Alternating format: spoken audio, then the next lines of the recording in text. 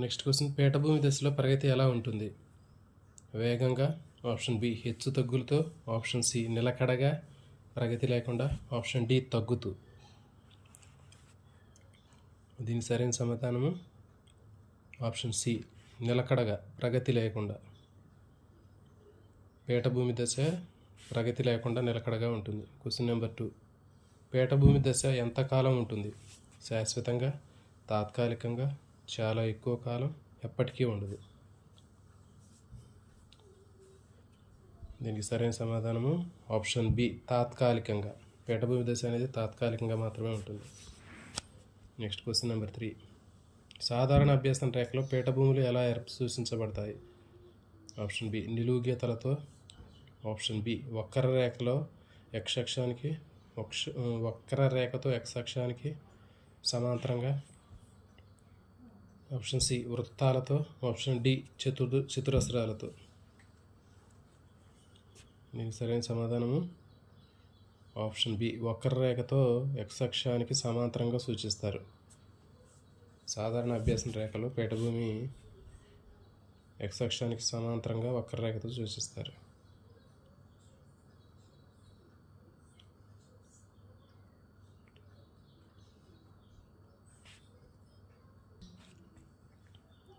దీనికి సరైన సమాధానము వక్రరేఖ కాదండి, సమాంతర రేఖతో ఎక్స్ అక్షానికి సమాంతరంగా.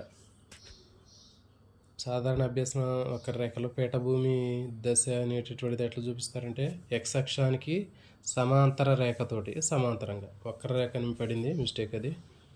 సో నెక్స్ట్ క్వశ్చన్ నెంబర్ 4, పీఠభూమి ఏర్పడడానికి కారణం కానిది ఏది? పీఠభూమి దశ ఏర్పడడానికి కారణం కానిది ఏది? లోపభూయిష్టమైన అభ్యసన పద్ధతి, ఆప్షన్ బి కఠినత్వ స్థాయి అంశము, ఆప్షన్ సి సరైన ప్రేరణ, ఆప్షన్ డి అభ్యసనం పట్ల అనాసక్తత. పీఠభూమి దశ ఏర్పడటానికి కారణం కానిది. దీనికి సరైన సమాధానము ఆప్షన్ సి సరైన ప్రేరణ. లోపభూయిష్టమైన అభ్యసన పద్ధతి ఏర్పడటానికి మిగిలినవి కఠినత్వ స్థాయి అంశము, అభ్యసనం పట్ల అనాసక్తత. ఇవి తర్వాత దానికి సంబంధించినవి. కానీ కానిది ఏది అంటే ఆప్షన్ సి సరి అయిన ప్రేరణ అనేది కాదు. క్వశ్చన్ నెంబర్ 5, పీఠభూమిని తొలగించడానికి మార్గం కానిది ఏది? పటిష్టమైన బోధనాభ్యసన పద్ధతులు, ఆప్షన్ బి సరి అయిన అభ్యసన మార్గ ఎంపిక, ఆప్షన్ సి అభ్యసనంపై మనసు లగ్నం చేయకపోవటము, ఆప్షన్ డి అభ్యసనాంశాల్లో అనాసక్తత.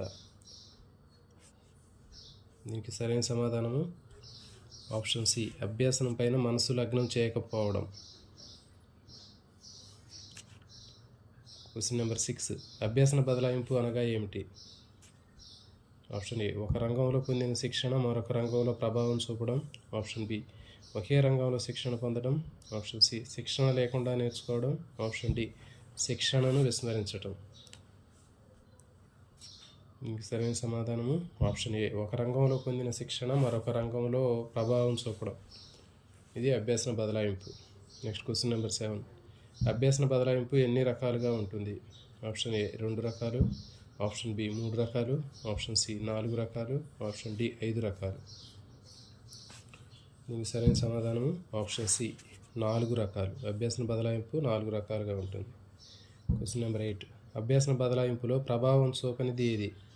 2 సందర్భాల్లో పూర్వానుభవము, కృత్యాల సందర్భాల మధ్య సారూప్యత, ఆప్షన్ సి అభ్యసకుని నిద్ర, ఆప్షన్ డి అభ్యసకుని ప్రేరణ ఆసక్తి.